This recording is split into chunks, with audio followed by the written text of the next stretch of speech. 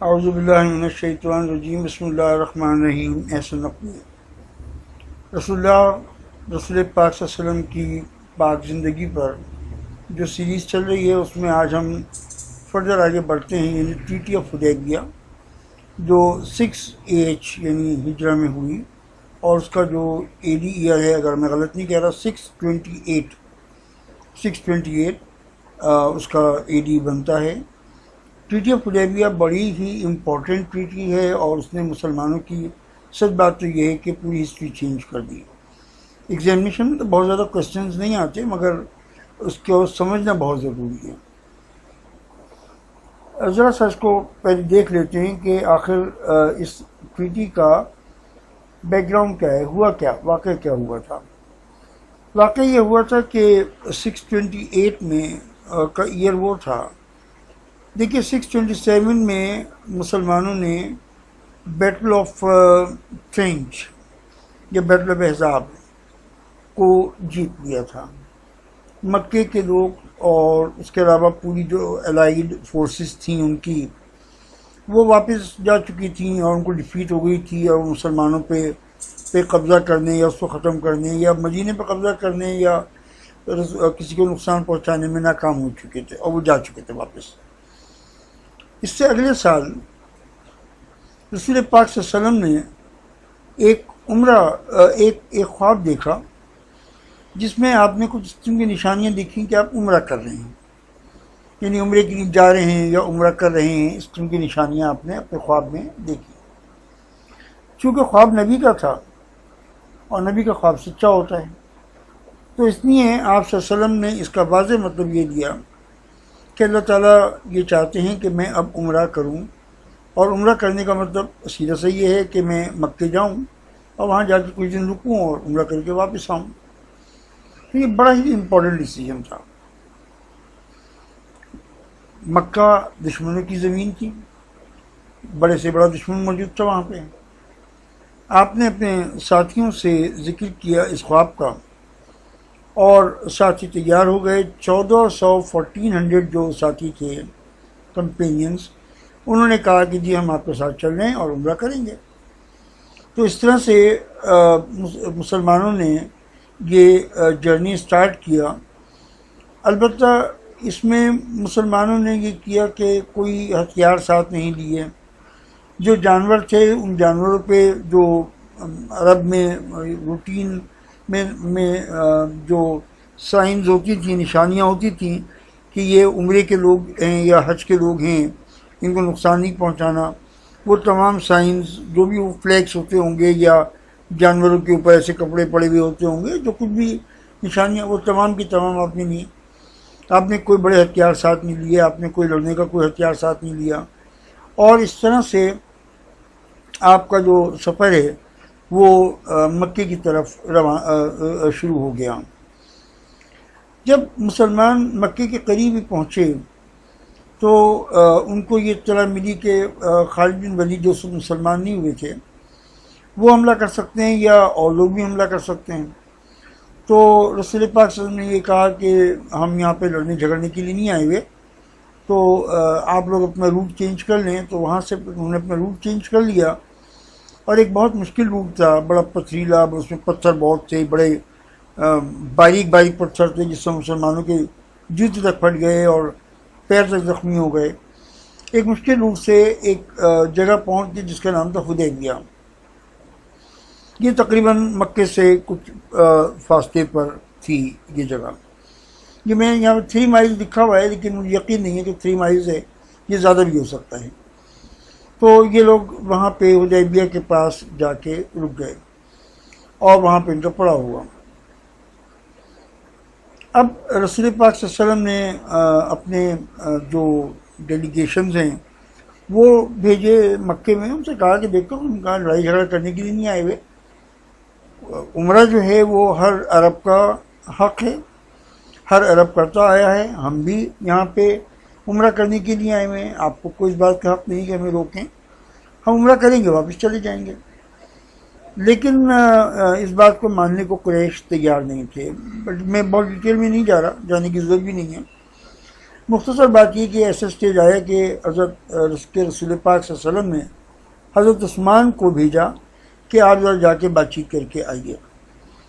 حضرت عثمان کے تعلقات بھی تھے وہاں پہ، اچھے تعلقات تھے، رشتہ داریاں بھی تھیں، تو ان کو مکے کے لوگوں نے روک لیا، اور مسلمانوں میں ایک ریومر یہ ہو گئی، ایک افواہ پھیل گئی کہ حضرت عثمان کو نعوذ باللہ شہید کر دیا گیا ہے۔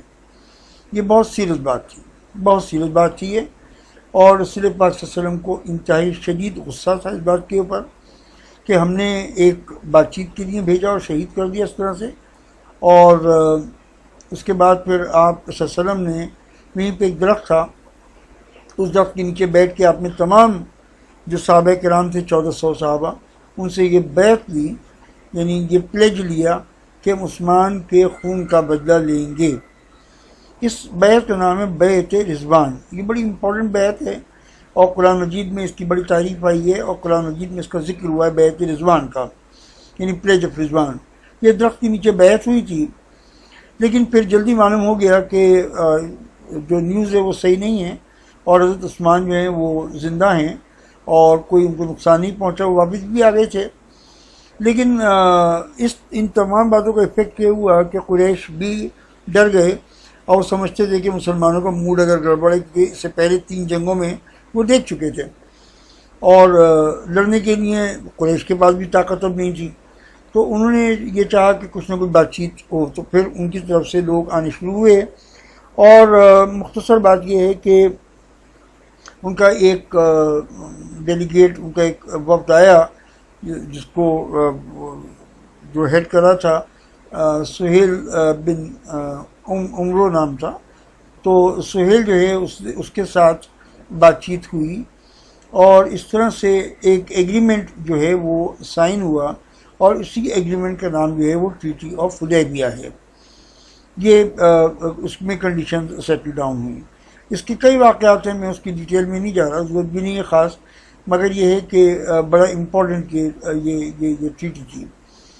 یہاں پہ میں نے ایک کوشچن اپنی طور پہ بنا کے دے دیا کہ وہ کیا کنڈیشنز تھیں جو ٹریٹی آف حدیبیہ میں طے ہوئی، یعنی مکے کے قریش کے درمیان میں اور مسلمان مدینے کے جو تھے رسول پاک صلی اللہ علیہ وسلم میں کیا طے ہوا۔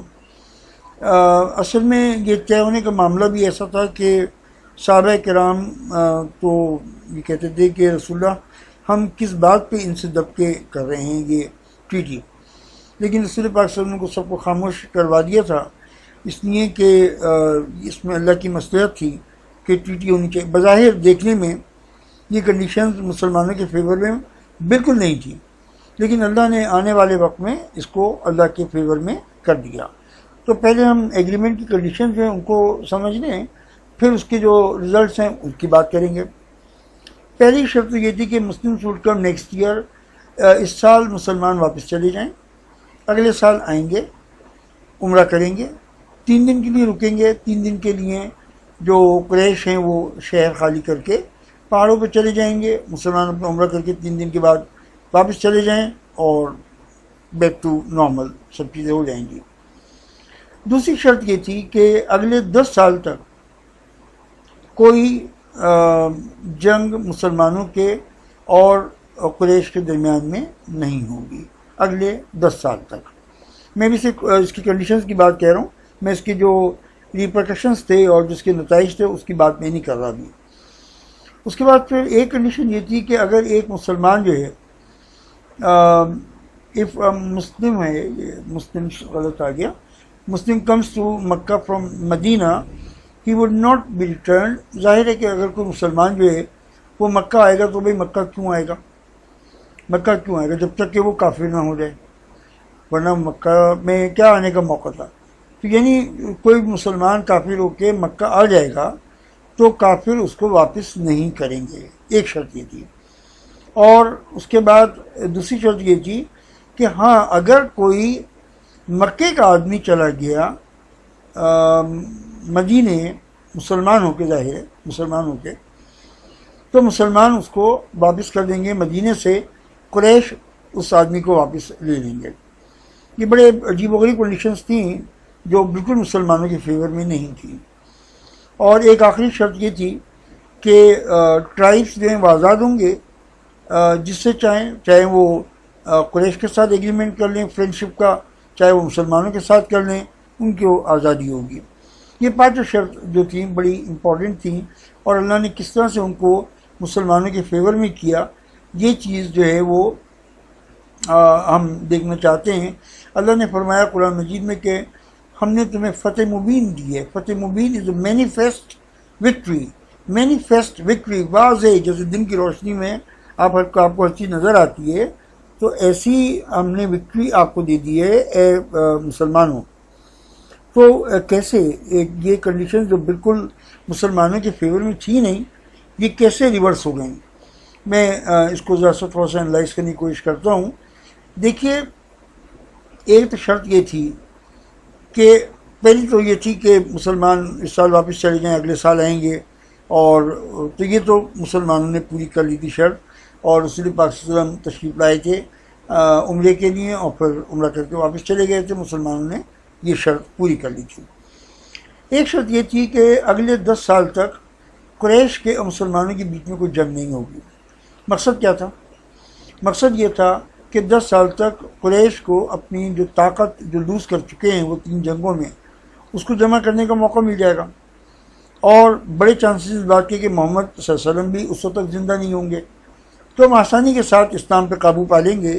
مین ان کا جو نیت تھی وہ تو یہ تھی۔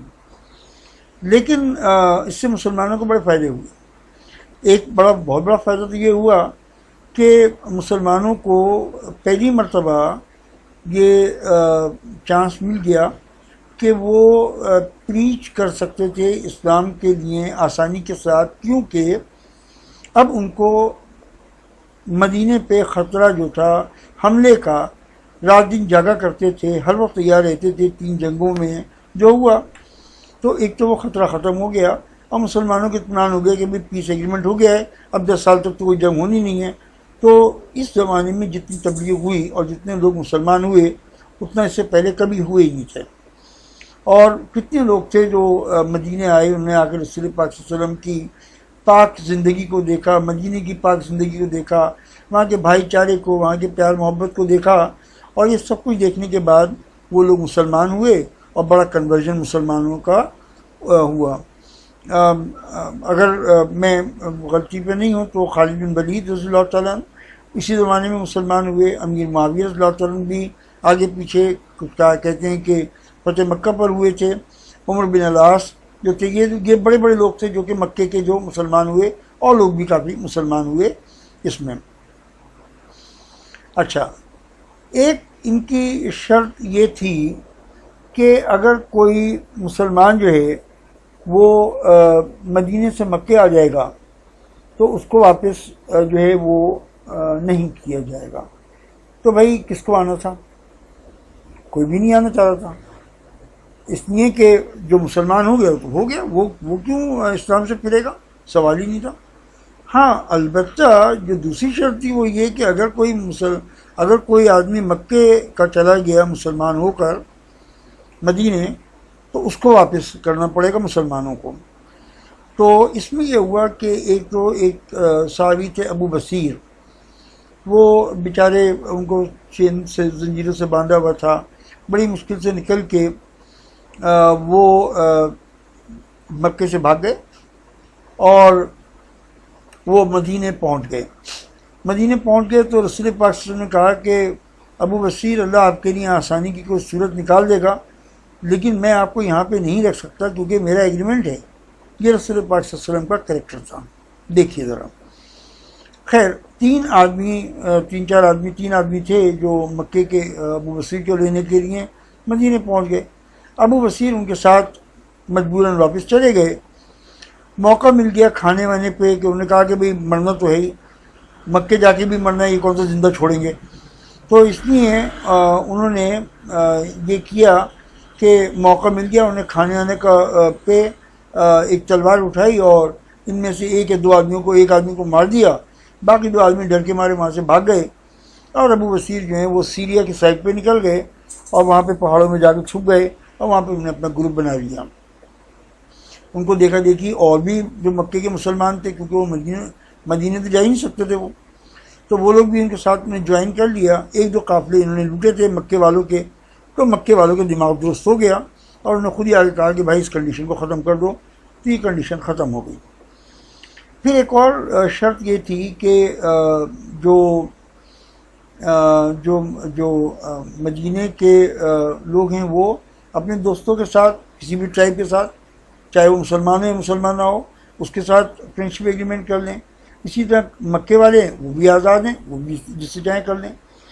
یہ بڑی امپورٹنٹ شرط تھی, اور اس شرط کی جو ڈیٹیل ہے میں آپ کو یہاں پہ اس ویڈیو میں اس لیے نہیں بتا رہا کہ بات لمبی ہو جائے گی, مگر یہ اتنی امپورٹنٹ شرط بن گئی, اللہ تعالیٰ نے بنا دی, اللہ تعالیٰ نے ایسے ذریعے نکال دیا کہ یہ شرط جو ہے یہ کانکویسٹ آف مکہ کا سب سے بڑا ریزن بن گئی. تو میں انشاءاللہ اگلا ٹاپک میرا کانکویسٹ آف مکہ ہی ہوگا, تو میں اس میں آپ کو اس کنڈیشن کے متعلق کہ اس میں کیا ہوا واقعہ یہ میں آپ کو سمجھاؤں گا. آپ کا بہت شکریہ, آپ نے بہت ٹائم دیا مجھے. آج میں جلدی میں تھینک یو لکھنا بھی مجھے یاد نہیں رہا. آپ کا بہت بہت شکریہ, تھینک یو.